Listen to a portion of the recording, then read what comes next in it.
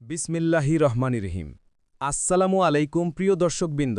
আজকে নিয়ে এসেছি সরকারি চাকরি প্রার্থীদের জন্য এক দারুণ সুখবর।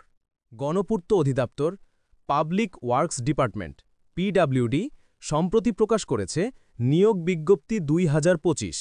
এই বিজ্ঞপ্তি প্রকাশিত হয়েছে ২৮ সেপ্টেম্বর ২০২৫ তারিখে গণপূর্ত অধিদপ্তরের অফিসিয়াল ওয়েবসাইটে। এই নিয়োগ বিজ্ঞপ্তির মাধ্যমে মোট ৬৫৯ জন যোগ্য নারী ও পুরুষসহ মোট ৮টি আলাদা পদে নিয়োগ দেওয়া হবে। আবেদন করা যাবে শুধুমাত্র অনলাইনের মাধ্যমে। আবেদন লিঙ্ক http://recruitment.pwd.gov.bd। আবেদন শুরুর সময় ১ অক্টোবর ২০২৫ সকাল ১০টা ঘটিকা।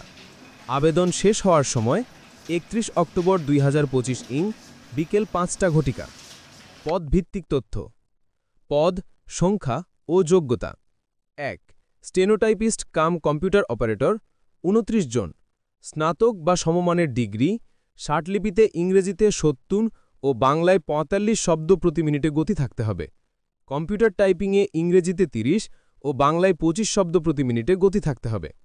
২ নকশাকার বা ড্রাফটসম্যান ৪১ জন, বিজ্ঞান বিভাগে এইচএসসি পাস এবং নকশা সংক্রান্ত কাজে অভিজ্ঞতা থাকতে হবে। ৩ কার্য সহকারী বা ওয়ার্ক অ্যাসিস্ট্যান্ট ১৪৪ জন, বিজ্ঞান বিভাগে এইচএসসি পাস অথবা সমমানের ডিগ্রি।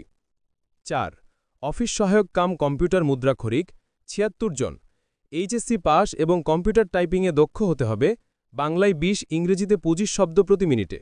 ৫ হিসাব সহকারী ১১৯ জন, বাণিজ্য বিভাগে এইচএসসি পাস অথবা স্নাতক, বাণিজ্য ডিগ্রি।